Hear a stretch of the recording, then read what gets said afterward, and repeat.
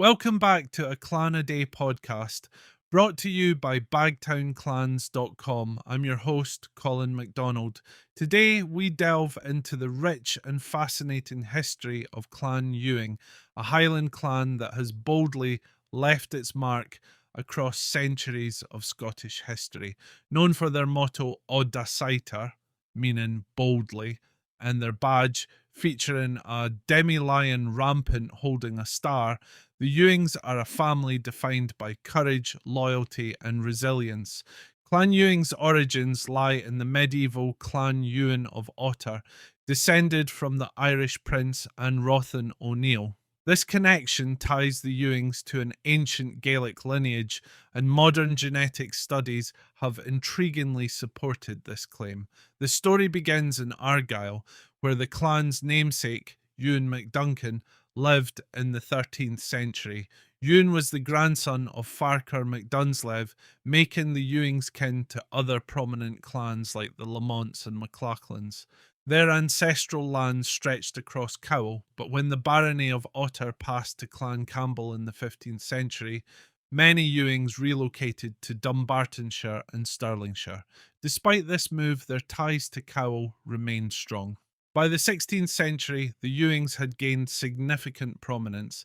In 1566, William Ewin was summoned to the court of Mary, Queen of Scots, and the Ewing coat of arms was recorded in the Workman Armorial that same year. Unique among Scottish heraldry, the Ewing arms are adorned with the Red Ensign of Scotland.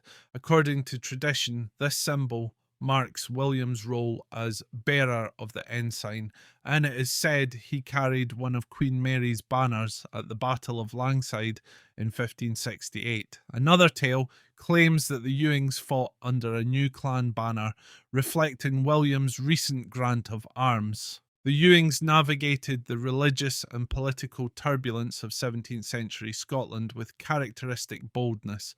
They aligned with the Covenanters and the Campbell cause during the Wars of the Three Kingdoms. Patrick Ewing, a notable figure in Dumbartonshire, rose to prominence during this period but faced repercussions for his defiance of royal authority, fined £600 by King Charles II after the Restoration. In 1685, Clan Ewing supported the Earl of Argyll's rebellion against King James VII. This uprising ended in disaster, leading to the forfeiture of Ewing lands in Cowal.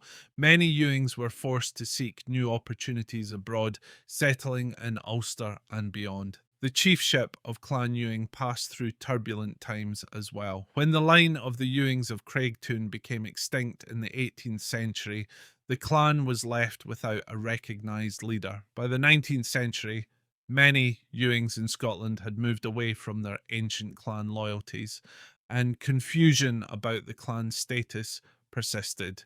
Yet the spirit of the Ewings endured, both in Scotland and across the diaspora. In 2014, the long-standing question of Clan Ewing's leadership was resolved at a joint derb fine with Clan MacEwen. John Thor Ewing was appointed as commander of Clan Ewing, marking a new chapter in the clan's history. This recognition reaffirmed the Ewings as a Highland clan with a storied heritage. Unlike some of their kin, such as the MacLachlans and Lamonts, the Ewings chose not to support the Jacobite risings of the 18th century. Their steadfast loyalty to Williamite and Covenanter causes helped distinguish their legacy, shaping a unique identity that endured through the centuries. Today, many Ewings continue to live in their ancestral heartlands of Argyll and the Lennox, while others have carried their heritage to distant lands, including the Americas and Australia. Clan Ewing's history is a testament to their resilience and adaptability.